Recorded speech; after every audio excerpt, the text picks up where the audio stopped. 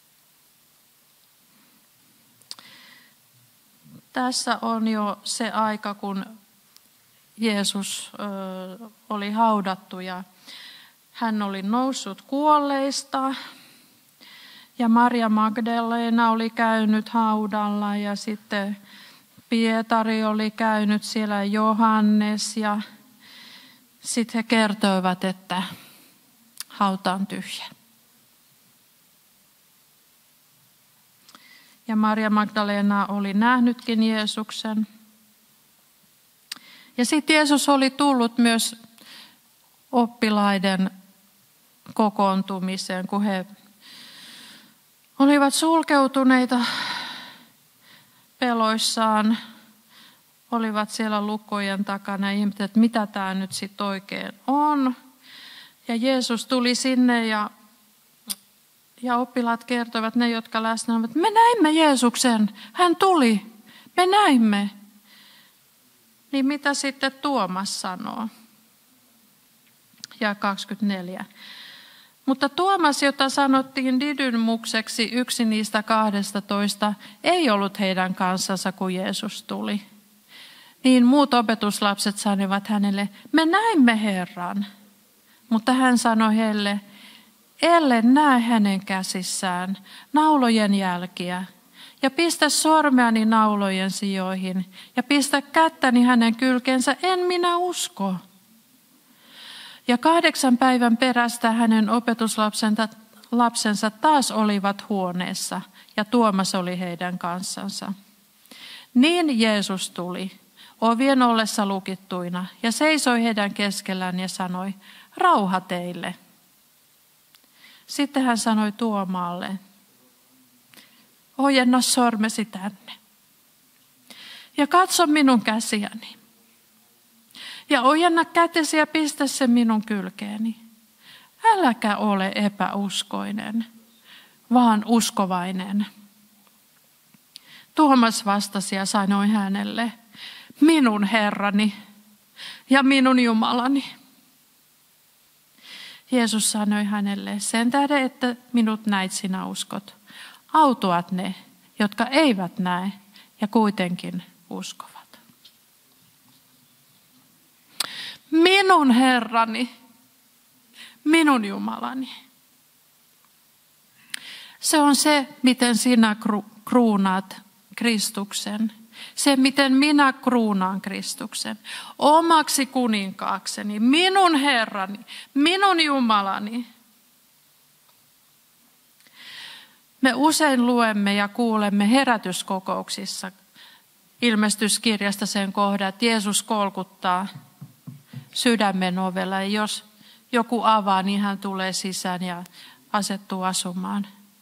Se on puhuttu meille, Jumalan omille. Älkäämme sulkeko sydäntämme Herralta. Usein tulee sellainen ajatus, että kyllä nyt jotain semmoista yksityistä pitää olla vähän semmoista, että täytyykö hänen nyt kaikki tietää? Kyllä hän tietää kaiken ja hän haluaa, että sinä tiedät, että hän tietää. Hän haluaa olla sinun koko elämäsi, Herra Jumala. Hän haluaa olla minunkin elämäni, koko minun elämäni, Herra ja Jumala. Koko ajan, kaikissa asioissa.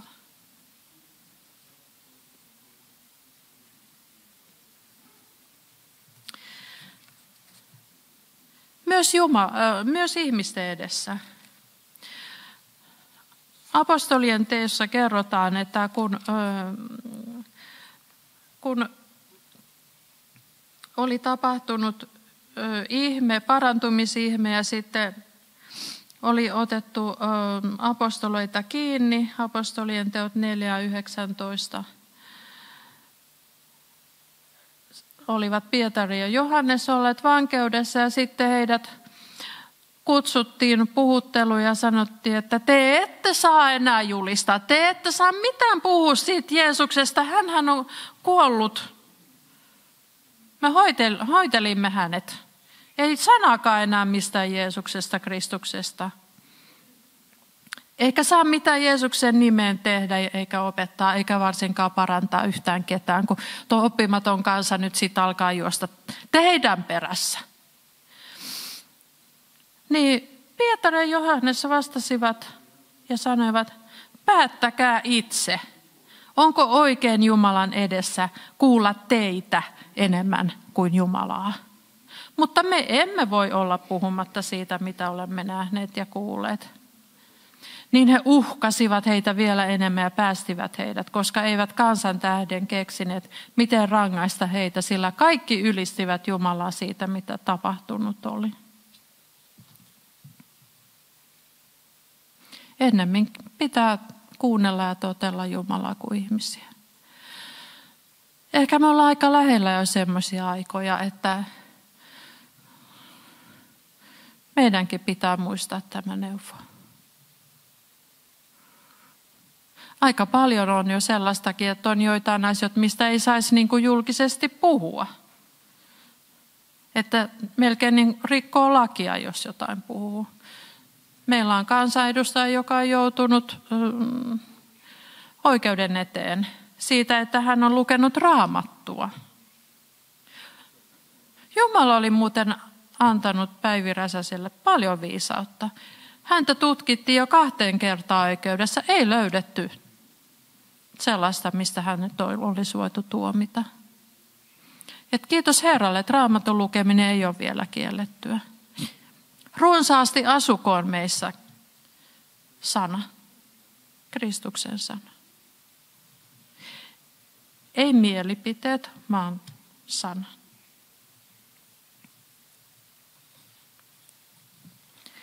No miten minä sitten vielä voin kruunata Jeesuksen Herrakseni ja Jumalakseni?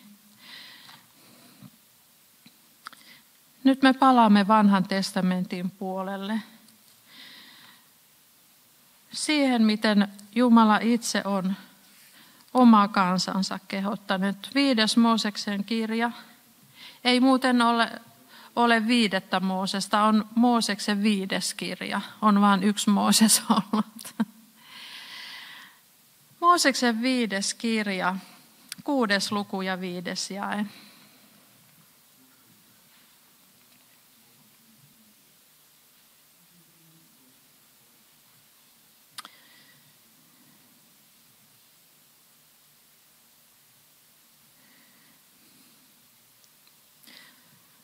Ja rakasta Herraa, sinun Jumalaasi, kaikesta sydämestäsi ja kaikesta sielustasi ja kaikesta voimastasi.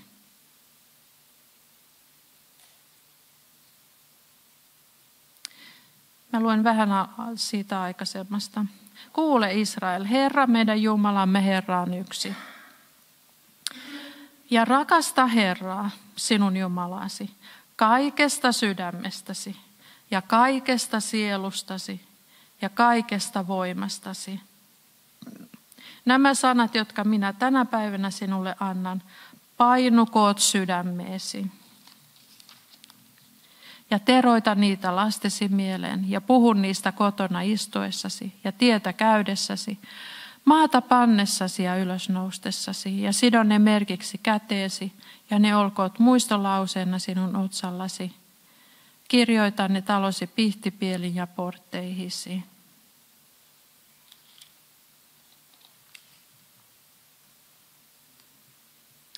Sydän, sielu ja voima. Siis ihminen kokonaan, kaikkineen. Että me rakastaisimme Herraa täysillä.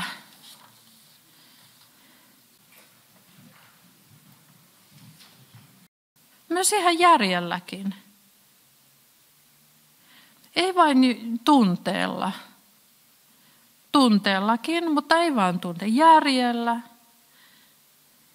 Voimalla.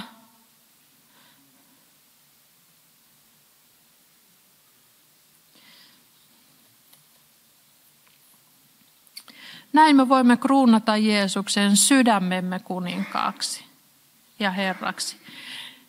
sielumme kuninkaaksi ja Herraksi, kaiken voiman antajaksi, kuninkaaksi ja Herraksi.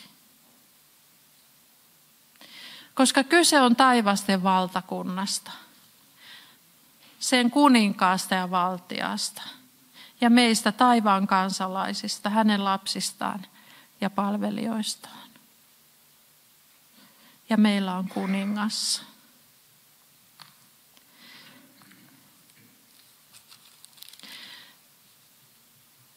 Tuomakselle Jeesus sanoi, että autuat ne, jotka eivät näe ja silti uskovat. Saammeko me nähdä kuninkaan? Ilmestyskirja 22 ja 3 lupaa, että me saamme nähdä. Mutta mä luen vähän enemmän. Ilmestyskirja 22 ja 3 siitä luvun alusta. Ja hän näytti minulle elämänveden virran, joka kirkkaana kuin kristalli juoksee Jumalan ja Karitsan valtaistuimesta. Keskellä sen katua ja virran molemmilla puolilla oli elämänpuu, joka kantoi 12 hedelmät, antaen joka kuukausi hedelmänsä, ja puun lehdet ovat kansojen tervehtymiseksi. Eikä mitään kirousta ole enää oleva. Ja Jumalan ja Karitsan valtaistuin on siellä oleva, ja hänen palvelijansa palvelevat häntä ja näkevät hänen kasvonsa. Ja hänen nimensä on heidän otsissansa. Eikä yötä ole enää oleva, eivätkä he tarvitse lampun valoa, eikä auringon valoa. Sillä Herra Jumala on valaiseva heitä, ja he hallitsevat aina ja iankaikkisesti. Me saamme nähdä Jeesuksen kuninkaan vielä iankaikkisuudesta Jumalan valtakunnassa, kun se toteutuu. Nyt me katsomme uskon silmillä, mutta kruunatkaamme Jeesus oman elämämme kuninkaaksi.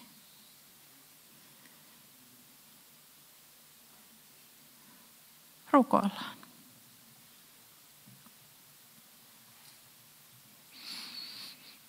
Jeesus, sinä olit kaikkein nöyrin palvelija. Sinä tulit alas Jumalan kirkkaudesta tänne kuoleman laaksoon, meidän ihmisten synnin ja saastan keskelle. Herra, kiitos siitä, että sinä tulit. Kiitos siitä, että sinä opetit. Kiitos siitä, että sinä paransit. Kiitos siitä, että sinä otit tehtäväksesi kärsiä ja kuolla, kantaa synnit, meidän jokaisen synnit.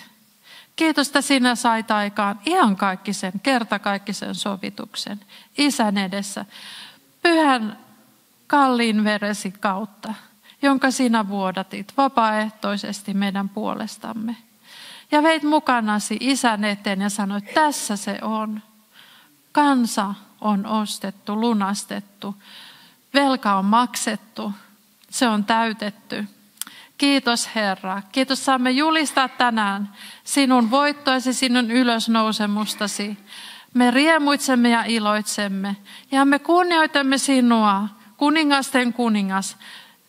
Jokainen meidän oman elämämme kuningas, herrojen herras, meidän Herramme ja Jumalamme. Me haluamme rakastaa sinua yli kaiken. Kaikesta sielustamme ja voimastamme ja sydämestämme. Me haluamme kruunata sinut elämämme kuninkaaksi. Herra, auta meitä kuulemaan, mitä sinä haluat meiltä. Mitä haluat meille puhua? Miten haluat meidän toimivan?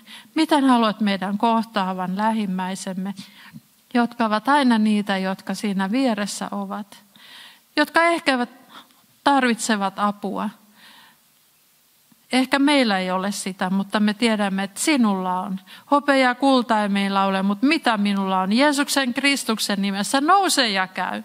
Herra, kiitos, että sä oot jättänyt meille nimesi. Sä oot jättänyt meille pyhän henkesi voiman.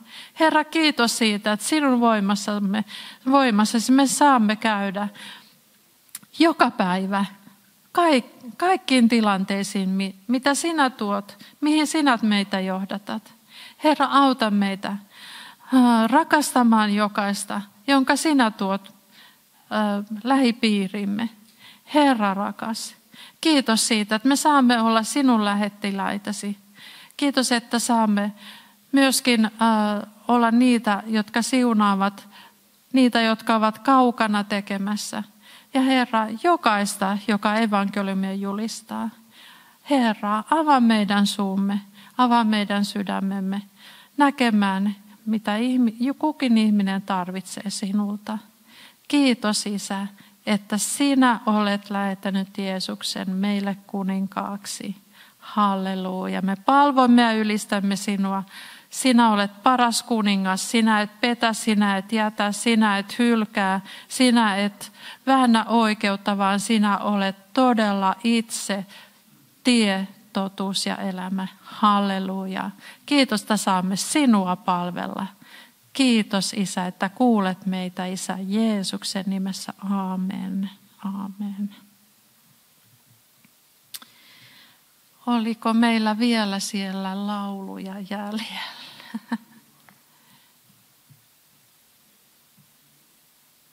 Joo, lauletaan tuo viimeinen 101 ja se ei ole nyt tässä laulukirjassa, mutta sanat tulevat tuonne. 101 ja lauletaan se 3 kertaa. Se on sen verran lyhyt, että me voimme laulaa sen useampaan kertaan. Ja siihen sitten päätämme tämän tilaisuuden.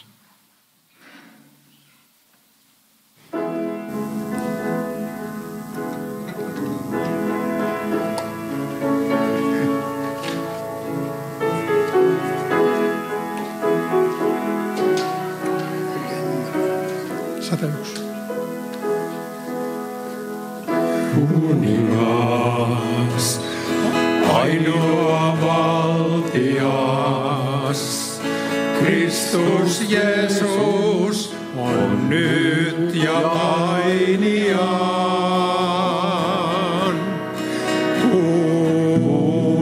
Kuningas, ainoa valtias, hän hallitsee, voittanut on, halleluja. Nimeään koroittakaa yli kaiken maan. Iloitkaa, ylistäkää ja palvokaa.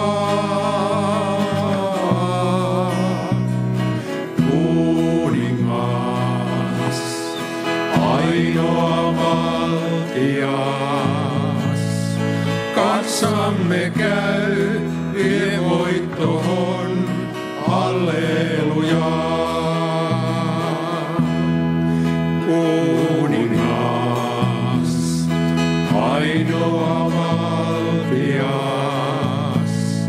Kristus Jeesus on nyt ja ainiaan.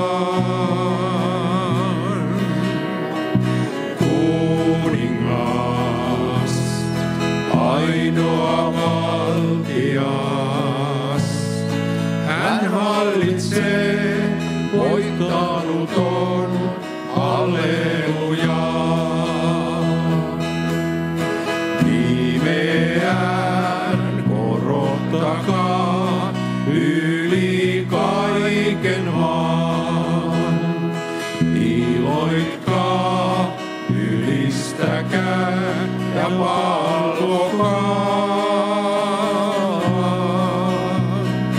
Kuningas, ainoa valtias,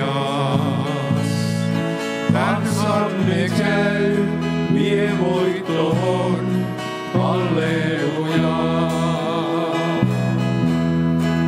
Kuningas, ainoa valtias,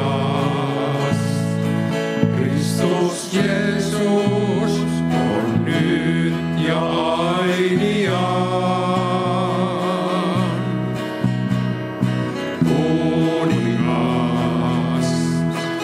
ainoa valtias. Hän hallitsee, voittanut on, halleluja.